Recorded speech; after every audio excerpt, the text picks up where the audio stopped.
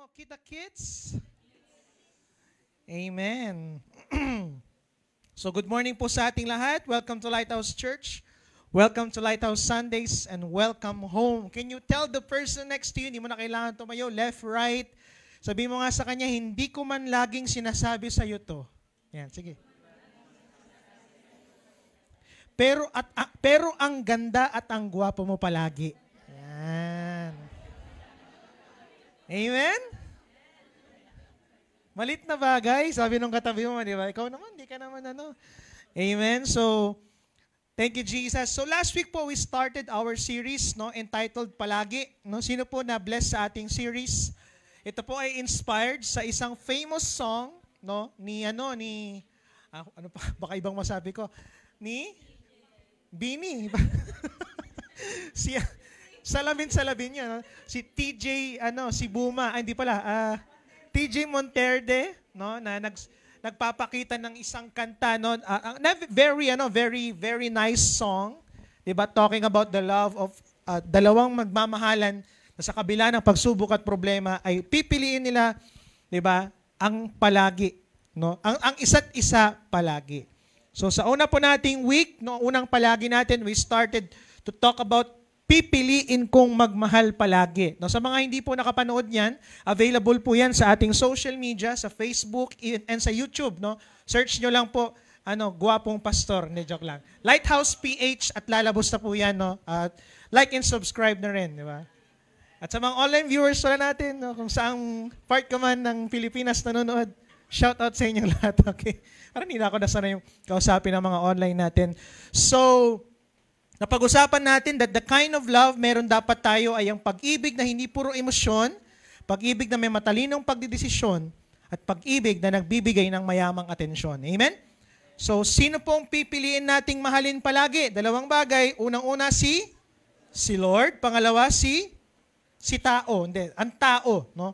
And as I have promised, kung mapapansin po niyo doon, di ba, pinangako ko sa inyo na this week, magpo-focus tayo sa love your enemies. Diba? Hindi ko na pinag-usapan yan last week, pero pag-uusapan natin ngayong oras na ito. Kasi I believe, no, ang love your enemies ay sapat na para sa isang preaching at hindi lang siya points. So pag-uusapan natin yan ngayong umaga.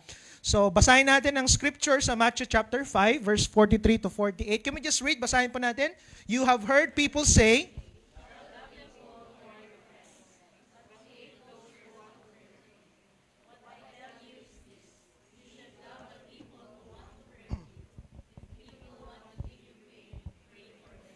pray that God will help them. If you live like this, you will show that you really are children of your Father above. God is kind to everyone.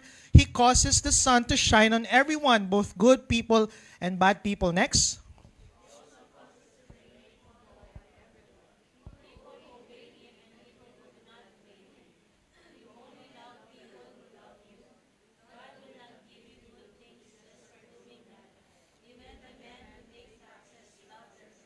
Last verses. If you are only kind to your friends, sabay-sabay tayo, then you are not doing anything special. Even people who do not believe in God do that. So you must be good in every way as your Father above. So in NIV translation, sa last text po, o sa last verses ng chapter na ito, ang sabi po niya doon, pagkatapos sinabing mahalin ang enemies, sabi niya doon, be perfect, therefore, as your heavenly Father is perfect. So, ibig sabihin daw, what makes us perfect, especially in love, is by loving our enemies. So, sabi ni Lord, sige, marunong ka na magmahal. Gusto mo ba maging perfecto sa pagmamahal? Sige, kumplituhin na natin, sabi ni Christ, love your enemies. Mahalin mo yung mga nananakit sa iyo, sinaktan ka at gusto kang saktan. Mabigat po itong text from or word from God. Tama po ba? Statement from Jesus. So tanong ko po, anong madalas na dahilan o hugot bakit tayo nagkakaroon ng kaaway? I think we can all agree na kaya tayo nagkakaroon ng kaaway ay dahil sa masyado tayong gwapo at maganda. Amen? Ako po, grabe, ang tagal-tagal ng maraming nagagalit sa akin kasi Pasensya na po, ganun talaga eh. Amen? Ganun ba yung katabi mo? Parang nakaka-relate sa akin. Pero aside from that, kidding aside, di ba? Kaya tayo nagkakaroon ng kaaway kasi sinaktan tayo. Tama ba? Possibly verbally, no? Nagsabi sila ng mga bagay na masasakit. Di ba? Parang ang pangit mo. Grabe ka naman, alam ko na yun. Sinabi mo pa. Di ba? O kaya naman, di ba, wala kang kwenta, di ba, wala ka talagang may tutulong, ganyan. O kaya naman physically, sinuntok ka, grabe naman yung word, ginaygay ka, di ba? Ano pa ba, no? Grabe naman yung ginaygay, di ba? O, di ba, gumawa ng mga bagay na masasakit sa atin. O iba naman, persecutions, at yung iba naka-experience ng unfair treatment coming from people na kinonsider nating friends o mas masakit kapamilya. Diba? Bakit naman ganun? Kapatid mo ko, sasabihin mo sa akin yan. Diba? Bakit mo nagawa sa akin yon? So dahil dito, na-challenge tayong magmahal. Pinag-usapan natin last week, piliin natin laging magmahal. Palagi, tama ba? Pero dahil minsan sa mga taong ito o mga pangyayaring ito, na-challenge tayong magmahal. Kasi kung mahal tayo, siguro tanong natin, kung mahal ako, bakit ako sinasaktan? Tama? Kasi kung mahal ako, bakit ako pinipersecute? Cute naman ako, naintindihan ko yun, pero ba't kailangang i-persecute? Ano pa? Kasi kung mahal tayo, bakit tayo ginagawan o gagawan ng unfair treatment? So naturally po, pag nangyari to, pag sinaktan tayo, gumawa silang di maganda sa atin, nagsabi ng mga bagay na masakit, ano ang natural na response ng isang tao? Aawayin. We become enemies. Magiging magkaaway tayo ngayon. Tama ba? Pero iba ang sinabi ng Bible. Sabi ng Bible, our response should be to love our enemies. At alam nyo ba kung ano ang greatest manifestation ng loving our enemies?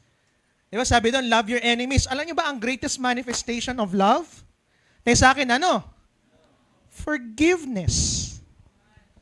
So para daw masabi mo na totoo na minamahal mo ang paaway mo, dapat nagpapatawad ka. Kaya po sa ating pang second week ng palagi natin, let's talk about pipiliin kong magpatawad palagi. Amen. Palakpakan naman natin si Lord. Tayo manalangin. Lord, thank you for today. Excited kami to hear, Lord, kung anong sasabihin mo sa amin this morning. We thank you for all Lord, sa buong week na ito, sinamahan mo kami, Panginoon, at nagpapasalamat kami sa opportunity makapag-fellowship together as a family, as a church. And Lord, help us, Lord, to really understand this very important message. Tinuruan mo na kami paano magmahal, na-experience namin ang pagmamahal mo. Pero help us, Panginoon, na humigit pa kami sa pagmamahal na tinuturo ng mundo. And that is to love our enemies. Lord, tulungan mo kami magpatawad at tulungan mo rin kaming maintindihan ano nga ba ang pagpapatawad. Ito pong aming samot dalangin, Lord. Jesus' name we pray. Amen and amen. Sige po, pinakamalakas na palakpak sa Panginoon. By the way, kanina, first service, ang ganda ng ginawa ng Panginoon. Amen? Talagang ang daming naka-experience, di ba, ng kakaibang pagkilos ni Lord. So alam niyo po, it's so easy to talk about forgiving others until you have difficult people in mind. Di ba, minsan, pag may lalapit sa atin, alam mo ba, bes, pagpapatawad na ba ako? Ganyan, di ba? Sabihin natin, patawarin mo na, ikaw naman, para ka namang patawad ka na, tagal-tagal na yan. Di ba, minsan, ang bilis nating magsabi, nasabihin sa taong nakapaligid sa atin na magpatawad na sila. Tama ba? But the problem sometimes, kapag sa atin na nangyari o may mga taong napunta sa isip natin na hindi kapatapatawad, ang hirap ng magpatawad. Ang dali lang natin sabihin o magsabi na magpatawad ng kapwa, kabisado mga verses sa Bible about forgiveness, pero kung madiscover natin na may sinasabi sa likod natin, hindi yung tao sa likod mo, ha? Di ba? Na merong mga bagay na hindi maganda patungkol sa atin, no, mga tinuring nating close friends or even family, taon din siguro ang bibilangin bago natin masabi na hindi masakit at hindi na tayo galit sa kanila. Right? Okay lang po ba kayo? Parang ayaw niyo pong mag-agree, di ba? Kasi masakit talaga, no? But most of the time, it takes time before we genuinely pray for them and become happy to see them being blessed. At alam niyo po ba, nung si Christ ay namuhay sa mundong ito, okay, naging laman ng kanyang mga turo, parables, at buhay ang pagpapatawad. So as I was preparing this message, kasi sabi ko, Lord, ano bang magandang verse in the Bible that talks about forgiveness? And the Lord reminded me, Nak, sabi niya, wag ka na lang kuha ng text. Kunin mo na lang lahat, no? Kaya ngayon gagawin po natin ngayon, talagang kukunin natin lahat ng forgiveness. So, mahihirapan talaga kayo. Okay lang ba yun sa inyo? Hindi, kukuha lang tayo ng mga teachings of Christ about forgiveness. So, sa teaching nga tungkol sa kung paano magdasal, so yung mga disciple, kasi nagpipray si Christ eh. Tinanong ng mga disciple, Christ, turuan mo naman kami mag-pray. So, dyan na papasok yung sikat na alam natin. Ano yan? The Lord's Prayer, Our Father, who art in heaven, hallowed be your name. Your kingdom come, your will be done on earth as it is in heaven. So magugulat ka, actually ang tawag doon is not the Lord's Prayer. It's the pattern of God's prayer. So hindi pala nagsabi si Christ na, kaya hindi dapat ginagawang prayer yon. Pero pattern natin yun kung paano manalangin. Amen? At magugulat ka, kasi sa dulo ng prayer, ito yung sinabi niya, Matthew 6:12, basahin ka natin, and forgive us our debts, as we also have forgiven our debtors. So sa pattern ng prayer na tinuro ni Christ, included dapat palagi ang paghingi ng tawad sa Diyos at pagpapatawad sa tao. Tanong ko po, pag nagpipray tayo, anong ginagawa natin? Lord, salamat, thank you for this food. Si Gianna, ganun, di ba? May sakit ako na, pag-pray mo ako, Lord, thank you for this food, Jesus' name, amen. Gumaling naman ako. Di ba? Pero mostly, pag prayer natin, ang ginagawa natin lagi, yung kailangan natin, ano yung mga needs natin, right? Pero we forget, di ba, to pray or to ask for forgiveness or even forgive others. Eh sabi ni Lord, parte dapat ng prayer natin yon. Amen? Hindi lang yan, pinaliwanag niya na na kung hindi ka daw magpapatawad, hindi ka rin patatawarin ng Diyos. Basahin natin, Matthew 6:14-15. Let's read.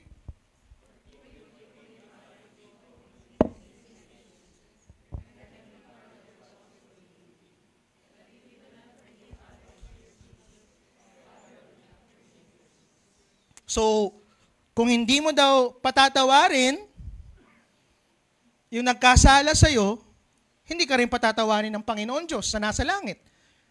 At siguro familiar po tayo no, sa pagpapatawad o sa sinabi ni Christ na magpatawad tayo 77 times or 70 times 7. Sino pong familiar sa verse na yon, di ba?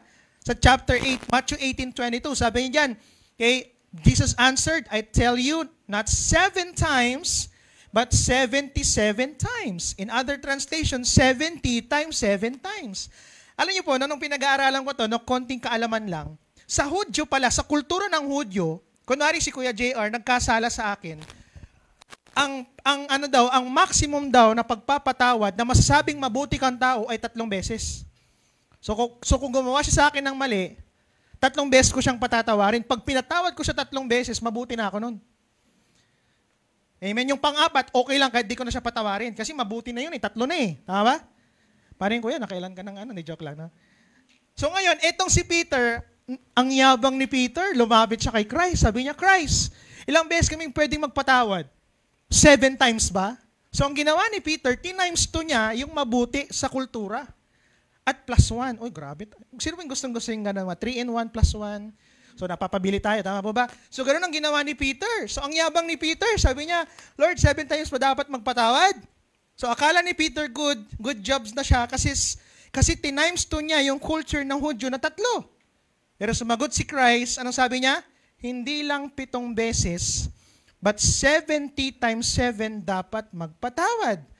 So, what is 70 times 7? Equals? 490. 490. Ilang araw po sa isang taon? 360. Saang taon, saang mundo po kayo nakatira? 100 days, ano po? 365 days. Yung iba, 366. Pero ganun, nasa 365 days, tama ba? So, lagpas pa yung sinasabi ni Christ sa pagpapatawad. So, ibig sabihin nun, hindi kailangan 490. Alam, Pastor, binilang ko yung asawa ko. Naka 310 na. Malapit nang maabot yung 490. Pag wala na yun, talagang hindi na ako magpapatawad. Hindi.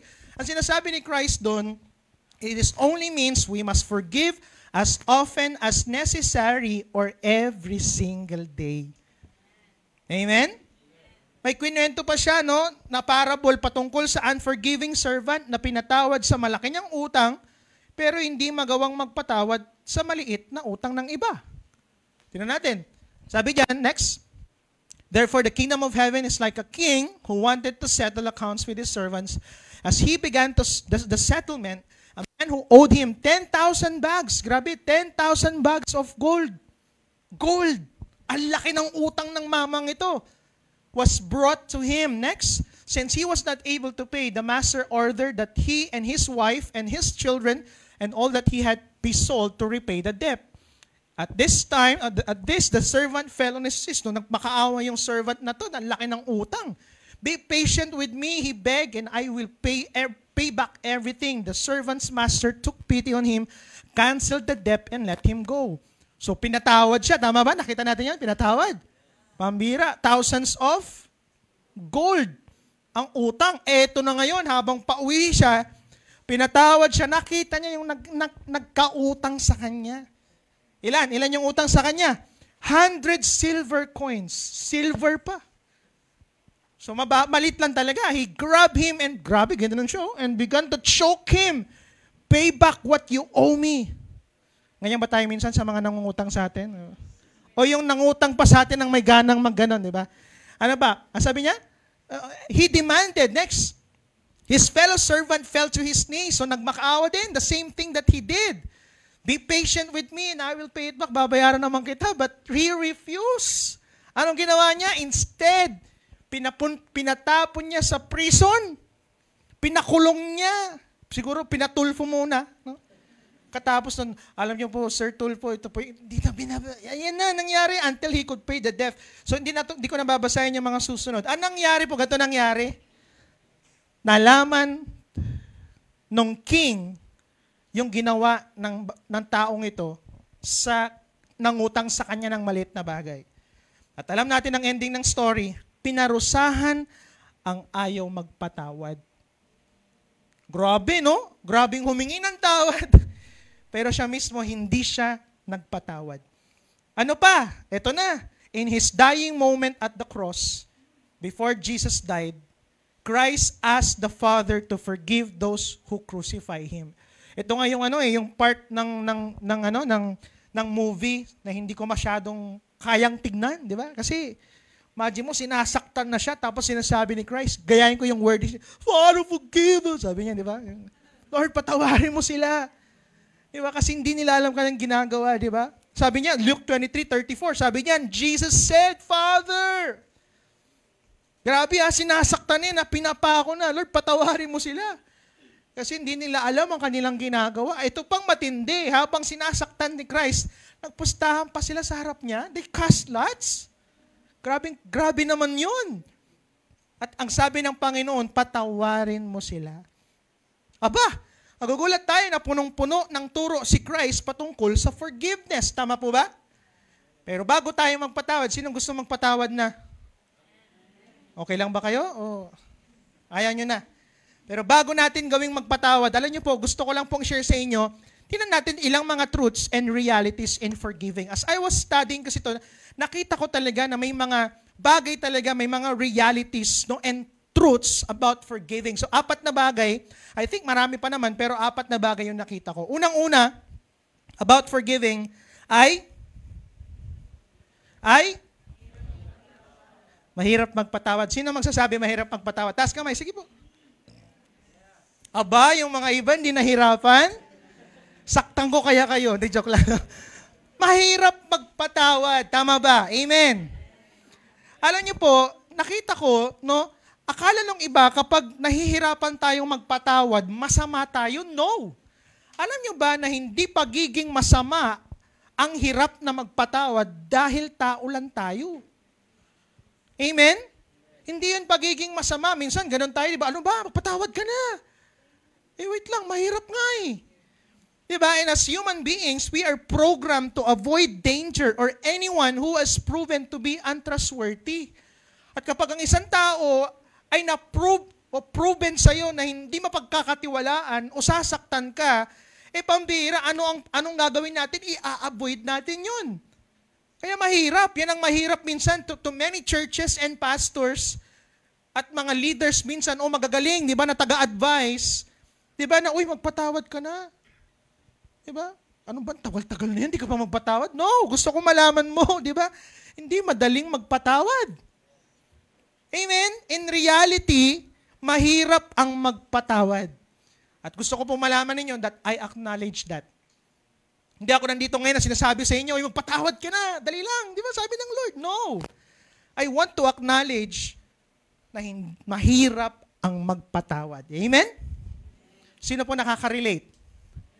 Number 2, pangalawa, realities in forgiving. Matagal magpatawad. Amen? Yung iba nga, namatay na yung nanakit sa kanila, hindi pa napatawad. Grabe naman yan, sobra na yan kapatid. Diba? Matagal magpatawad. Alam nyo ba, no, based on research, ayon sa ilang mga research, when someone hurts us, it correlates with our mental and physical health. So, ibig sabihin, kapag tayo pala nasasaktan, physically, verbally, kahit anong klaseng pananakit, naaapektuhan pala ang mental at physical health natin. Amen? So, anong nangyayari, nakaka-experience tayo ng low self-esteem, mababang pagtingin sa sarili. Kasi nagawa sa atin yun eh. So, feeling mo ngayon, parang, ganun pala ako. Hindi pala ako ganun ka-importante. Wala pala akong kwenta. Ganito pala sa akin. Nagagets natin? And ano pa? Negative self-worth. So, feeling mo ngayon, you are less, di ba, important than the others. Leaving less room for us to forgive. Kaya nga, forgiveness is a process and it can't be rushed. Di ba? Kaya pag may mga dito, di ba, minsan may mga nakaka-experience na nasaktan sila, minsan bilis nating sabihin, patawarin mo na, tagal-tagal na yan, di ba? Minsan, ang daling sabihin na matagal na, pero proseso siya, hindi naman siya agad-agad eh. Hindi may namadali ang pagpapatawad. Amen. Okay lang po kayo? Parang naalala niyo po yung mga nanakit sa inyo. Aside sa mahirap siyang gawin, matagal talaga siyang process. Kaya gusto kong malaman niyo din po, hindi ako nagpipreach ngayon, di ba? Preaching about forgiveness na sinasabi na apurahin kitang magpatawad. No, hindi kita inaapurang magpatawad. And I want to acknowledge that. Amen? Matagal ang magpatawad. Pangatlong reality, ito, I think isa to sa malaking problema. Ano yun?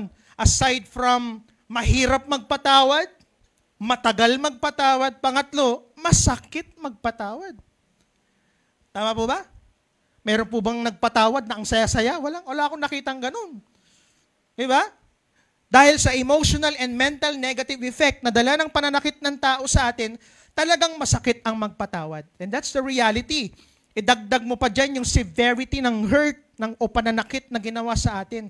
Kaya alam niyo po, na isa sa natutunan ko talaga, lalo sa pag-share o pag-a-advise, minsan ganun tayo, parang akala natin, dahil nasaktan tayo, pare-parehas na tayo ng feelings kung paano nasaktan yung ibang tao. But the truth is, we have different severity. Meron tayong iba-iba. Yung iba nasaktan ka, sabihin natin sasaktan ka, pero iba naman yung sa kanya. Nanay niya yun eh. Ginawa sa iyo ng kaibigan mo, yung nanay niya, mas mabigat yun, tama po ba? So, ganun yun, iba yung severity, talagang mas malapit sa atin, mas masakit. Tama po ba? Kaya pag sinasabi natin sa atin ng tao to forgive, para nangyayari, ito sa isang tao, parang ini-invalidate yung nararamdaman mo o ikaw mismo as a person. Kung makapagsabi ka namang forgive, para namang pinagdaanan mo yung pinagdaanan ko. Tama ba? Kasi masakit eh. Sometimes it felt like we are invalidated. Tama po ba? At ang matindi niyan, mas masakit ang emotional damage kesa sugat panlabas. Buti pa nga yung sugat na, nabunggo ako ng aso. Hindi pa ako nabunggo ng aso. May nabunggo akong aso.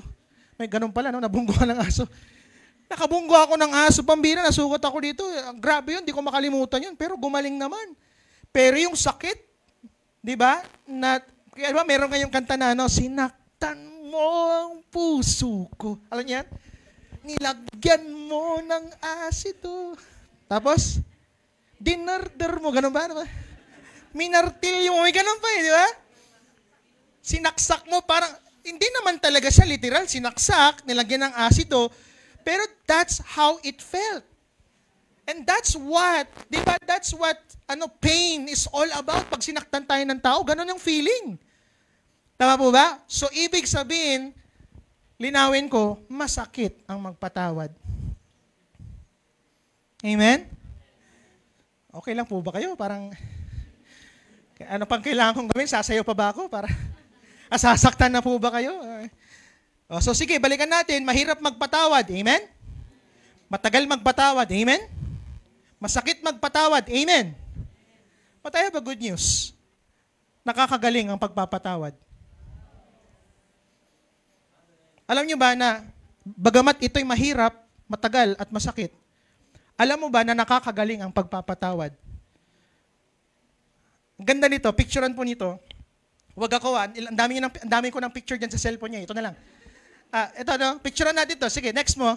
Alam niyo ba that unwillingness to forgive, sige, can lead to an increase in depression symptoms, negative emotions, and it also contributes to high blood pressure, heart disease, and chronic stress.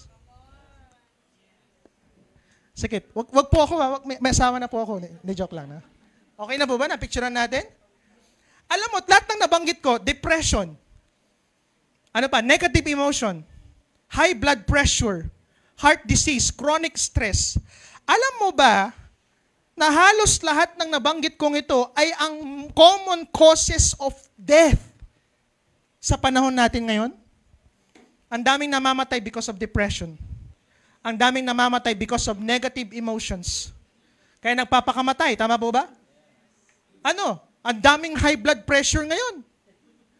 Diba? Of course, andun na yun na minsan dahil sa pagkain ng mga matataba. Pero bago siya namatay, dahil sa pagkain ng mataba, nag-away muna sila. Tama ba? O kaya sinabihan mo yung tao ng bagay na hindi niya nagustuhan. Di ba? Parang, di ba? Sakit naman nun eh. So, nakakontribute. Heart disease. Alam mo sa pag-aaral, pabata ang nagkakaroon ng sakit sa puso. Alam niyo po ba dati ang sakit sa puso ay sakit lang ng matatanda? Ngayon, 25 to 35 pwedeng magkaroon ng sakit ng puso. Aside sa ginagawa ng kape, sorry. Malaking factor po, hindi nagpapatawad. At alam niyo po ba na malaking factor daw ng mga sakit na ito ay dahil hindi pagpapatawad. Amen? Kaya magugulat kayo, yung pinag-uusapan natin ngayon is about forgiveness, pero mamaya magugulat ka, gagaling ka sa sakit mo. Kanina po, nagulat ako, pambira, habang nagpipray kami, habang, di ba, ginagawa namin tong about forgiveness, pambira, talagang may ginagawa si Lord. At nag-declare kami ng healing. Kasi baka naman ang dami mo nang pinuntahan, di ba, na ospital para maayos, di ba, yung depression mo, yung pala, problema mo lang, di ka nagpapatawad. Baka naman pambira, ang dami nang inayos mo na yung pagkain mo, pero may dami ka pa rin sakit sa puso. Bakit? Kasi ang daming kasakit ng loob sa pamilya mo. Amen? Tama ba? Okay lang po ba kayo? So if you think that this message invalidates your feelings, emotions, and negative experiences, gusto ko malaman mo that this message is an invitation para gumaling ka at lumaya from the bondage of unforgiveness. Hindi ko to shinare para invalidate yung mga nararamdaman nyo, yung mga experiences. No. Actually, di ba? In-acknowledge ko nga na hindi madali, hindi masakit. Di ba? But I'm here to tell you na pwede kang gumaling. Amen?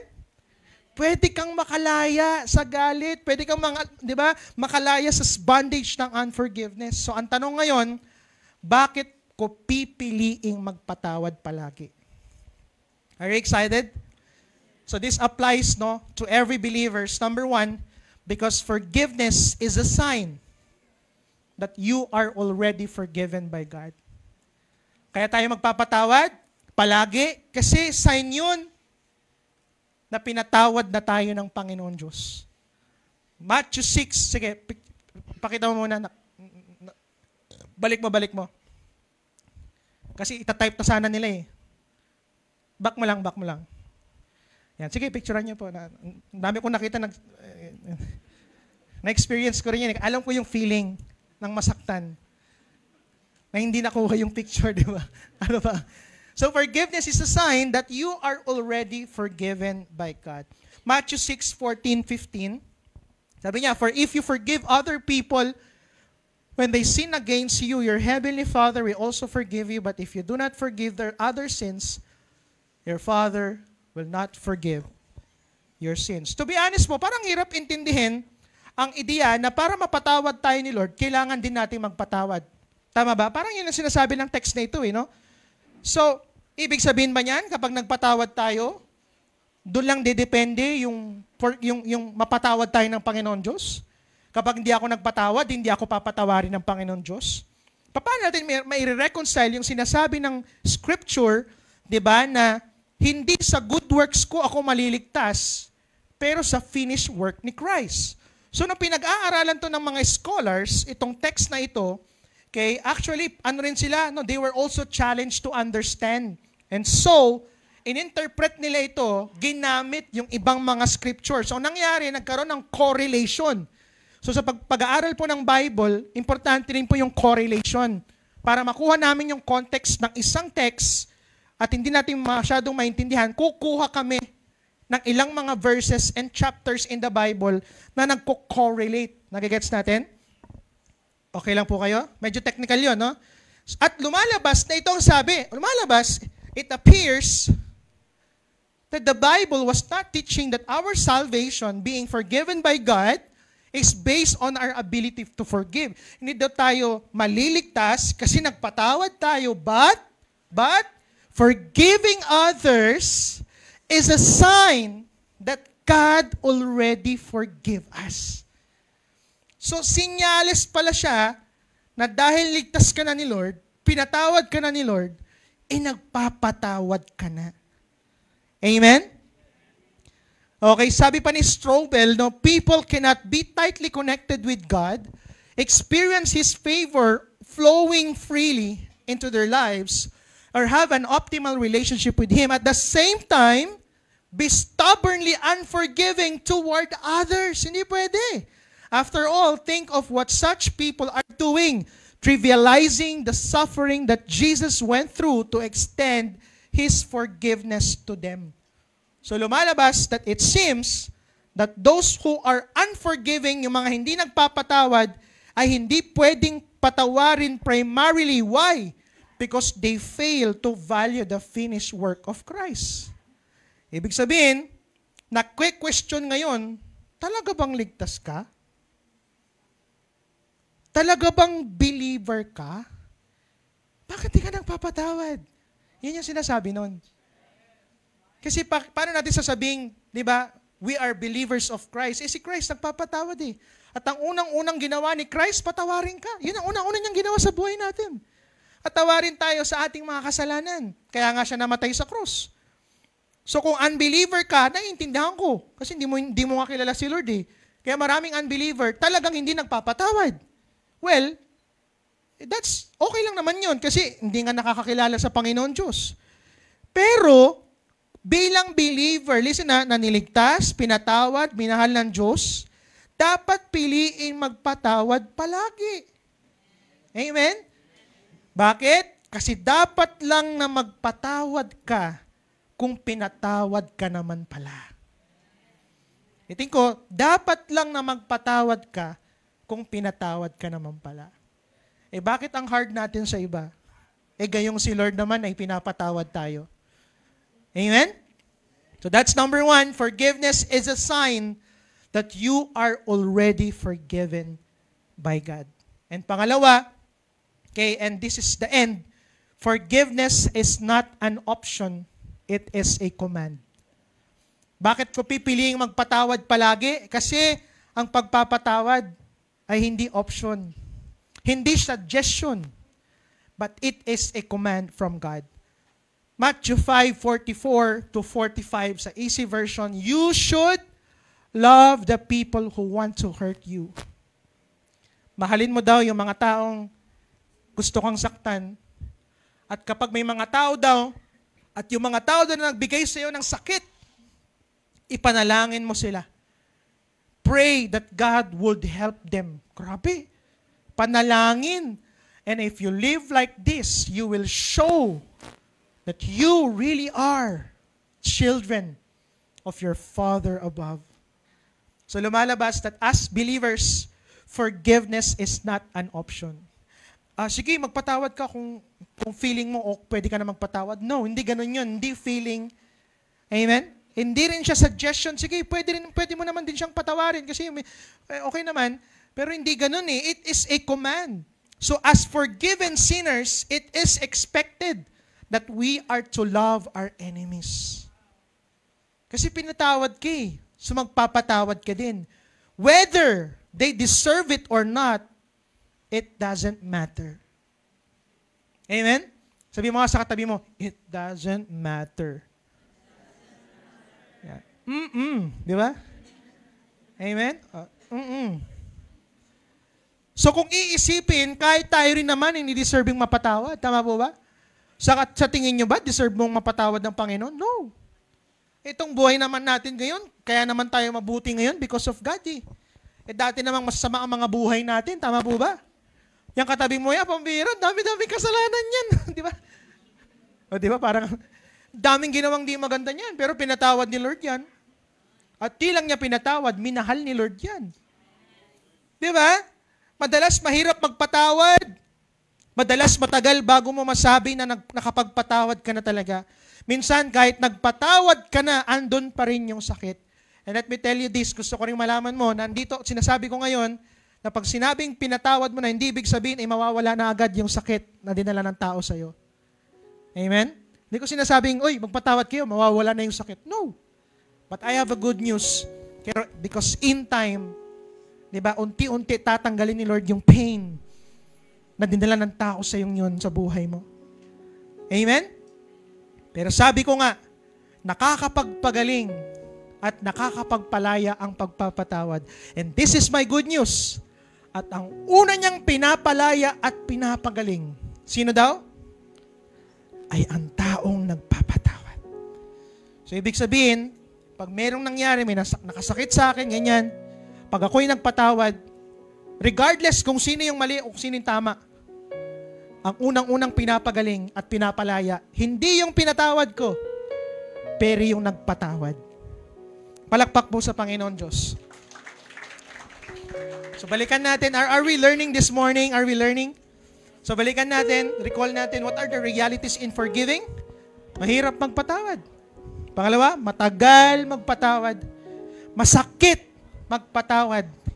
Pero nakakagaling ang pagpapatawad. So bakit ko pipiliing magpatawad palagi? Number one, because forgiveness is a sign that we are already forgiven by God. And pangalawa, forgiveness is not an option. It is a command. So let me conclude to this. Siguro, tanong nyo ngayon, Rev, sige, salamat kasi na-acknowledge mo yung mga realities in forgiving. Sige, okay. Salamat din kasi nakita ko na bakit ko kailangang piliing magmahal palagi o magpatawad palagi. Pero tanong ko ngayon, Rev, paano na ako ngayon magpatawad? Anong gagawin ko to start forgiving? So, 4 na bagay lang. Unang-una, ask God first to forgive you. Okay lang ba? Mamaya gagawin natin. Pray tayo, Lord. Okay lang ba bago natin patawarin yung iba? Kailangan ma-acknowledge natin na tayo mismo, we did something, di ba, na hindi nakalugod kay Lord at nangangailangan tayo ng forgiveness ng Diyos. Amen?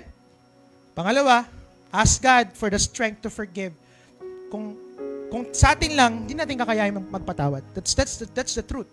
Kaya hanggang ngayon, marami ka pang sakit sa damdamin, no? Kaya hanggang ngayon, may mga bagay pa, di ba, na hindi mo mapatawad. Pero sa tulong ni Lord, ask God. Sabi nga nung kanta, ano yung kanta kanina? God is the strength of my heart. God is the strength of my heart. Parang inulit-ulit ko lang. God is the strength of my heart and my portion forever.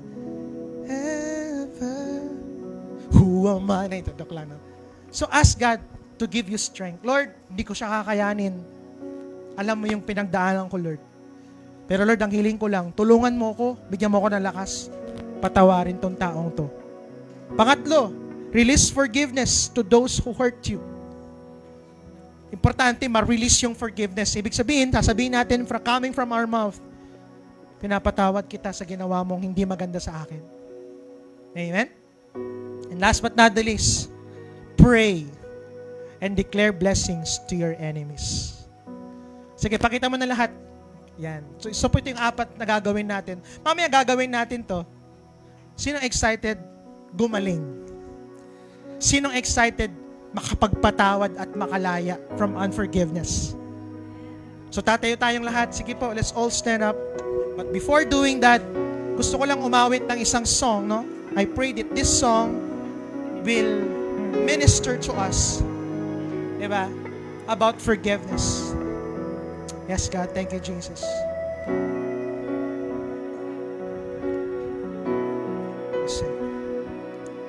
You hold my every moment. You calm my raging seas.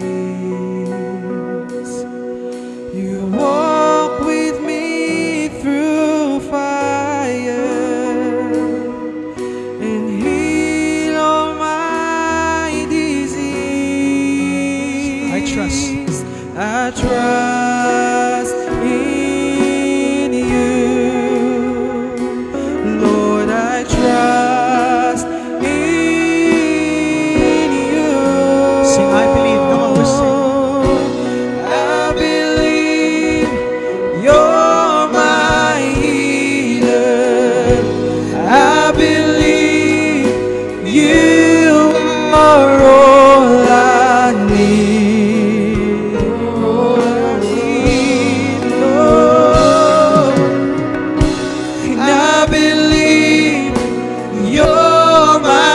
Portion. I believe you're more than enough for me. Jesus, you're all I need. Oh, You hold me, sing. you hold my every moment. You calm my raging sea. You walk with me. Come on. You walk with me through fire And heal all my disease. and heal all my disease. I trust in you. I trust in you. And I believe you're my healer. I believe 'cause you are all I need.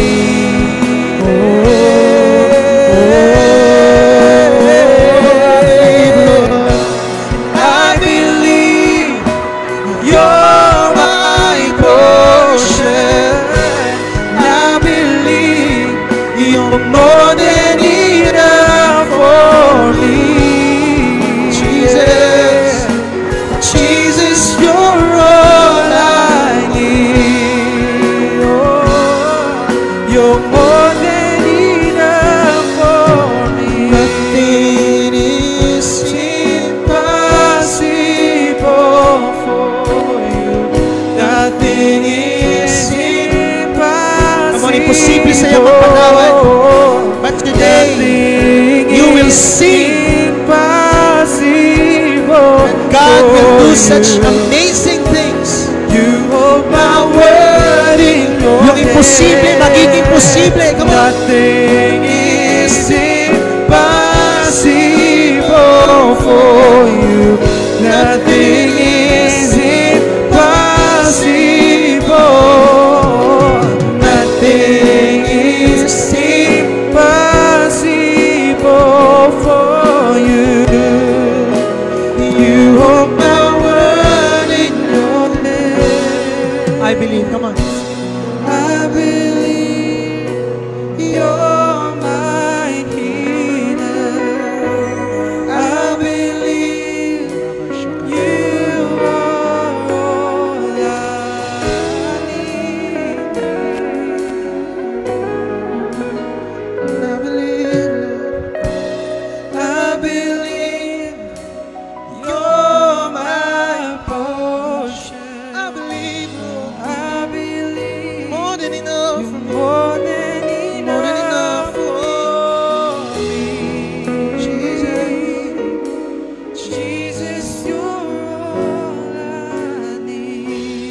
The truth is, ang hirap magpatawad. Maybe some of you here, sige po, just close your eyes. Maybe some of you here, ang tagal-tagal na. Nung experiences mo na yun, sinaktan ka, hindi mo maintindihan bakit ka magkaanak pa, ate ko pa, kuya ko pa, nanay ko pa, tatay ko pa, best friend ko pa, sa akin gagawin. At sobrang nasaktan ka, Lord, ang sakit. I just want you to know that God is in a habit now and God has this invitation na gusto kitang makalaya. Gusto kitang gumaling. So today, we're gonna do these 4 things. Pakita natin yun. Okay lang ba before anything else? Can we just ask God to forgive us? Sige po. Let's pray. Personal. Lord, patawarin mo ako, Lord. Ako nga, Lord, hindi ako perfecto, Lord. Patawarin mo ako, Panginoon. Lord, forgive me, Panginoon, from all my sins. Lord, pumapalpak ako, Lord. Dami kong mga bagay, mga lapses po sa iyo. Patawarin mo ako, Panginoon. And today, sige, huwag mo muna tayong kumanta. Sige po, let's just do this. Because there is healing right now. Pangalawa, ask God for the strength to forgive. Sige, pray ka kay Lord. Lord, tulungan mo ako, Lord, magpatawad. Kasi tagal-tagal na, hindi na pa rin ako nagpapatawad, Lord. Ang tagal-tagal na. Kung ako lang, Lord, di ko ito magagawa. I can't forgive. Lord, ngayon, ang sakit-sakit pa rin yung ginawa sa akin ng taong yun. So right now, Lord, give me the strength to forgive. Sige, pray po tayo. Sige po, participate. Let's participate. There is healing today. And if you do it, pag ginawa mo na po itong dalawang bagay na ito, right now, I want you to release forgiveness to those who hurt you by faith.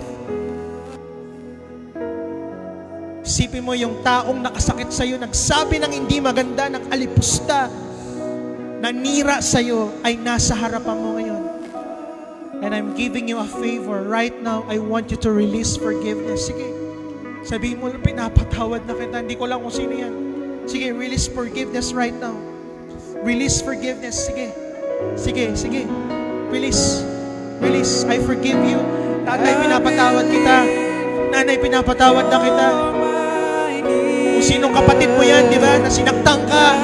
Sige, sabihin mo ngayon, hindi ko maintindihan kung bakit at kung bakit ko gagawin ito, pero gusto ko malaman mo na pinapatawad kita. Come on. Sige, release forgiveness right now. Release forgiveness. Sharabahan narabashi katalayahan. Masakit. Ang tagal-tagal na nito, mahirap. But today, I release forgiveness. Napatawad kita. Jesus, you're all I need. Sige. Release forgiveness. Release forgiveness. Come on. Sige. Participate. Come on. I believe you are all I need. Yes, God. Thank you, Jesus. And right now, humingi na tayo ng tawad sa Diyos. We ask for the strength to forgive. We already release forgiveness. Ngayon po, hindi ito madali, but by faith, pray and release, declare blessing to your enemies. Sige, declare ka ng blessing sa Kanya ngayon. Alam mo, sakit nung ginawa mo, pero right now, Lord, I declare, pagpalahin niyo po itong taong ito, Panginoon God, na nanakit sa amin. Patawarin niyo po siya, Lord, di niya alam kanyang ginagawa. Father, right now, I pray, especially sa mga tao, Lord, na hindi nakakakilala sa Diyos, na gumawa sa amin ito. Lord, I declare for salvation, Lord, in Jesus' mighty name. Bless their family. Dalangin ko, Lord, walang mangyaring hindi maganda sa kanila, Panginoon. Pagpalain niyo po sila, Lord. Dalangin ko makakilala sila sa iyo. We pray and declare blessing to our enemies, Panginoon God. Thank you, Jesus. Thank you, Jesus. Amen. Tapos na po ba lahat? Tingin po kayo sa akin. Dalawang mata. Tingin kayo sa akin. Nakapagpatawad na po ba tayo? I have good news. today, there is healing. Dahil nagpatawad ka, dahil nag-release ka ng forgiveness. Sige, receive mo to, taas mo dalawang kamay mo. Lord, I declare healing from depression, mental health and emotional pain, healing from heart disease, healing from chronic stress, from high blood pressure. In Jesus' name, Lord, I declare freedom from bondage of unforgiveness. Thank you, Jesus, right now. Sige, release mo yan. Receive mo yan, receive mo, receive mo. Come on, come on, come on. Come on, receive, receive. There is healing right now, Lord. The miracle power of God today. You hold my word in your Sige, pinapagaling ka ni Lord. Pinapagaling ka ni Lord. Come on, receive it. Sabi mo, Lord, I receive it. Tinatanggap ko, Panginoon. Come on, I receive it. I receive, I receive. Impossible. Nothing is impossible for you. You hold my word in your hand. The last time you sing, I believe. I believe Come on. you're my healer. Yes, you are. I believe you are all I I believe, Lord. And I believe. Cause You're my portion, and I believe. you're more than enough for me. Jesus, you're all I need. Father, we thank you for today. Thank you for your healing power. Sige po, receive nyo lang. Lord, thank you for the miracle healing power this morning. Salamat kasi hindi mo lang kami binago, hindi mo lang kami pinagaling, pero kami din ay pinalaya mo, Panginoon, sa spirit and bondage of unforgiveness. This is our prayer, Lord. In Jesus' name we pray. And all of God's people says,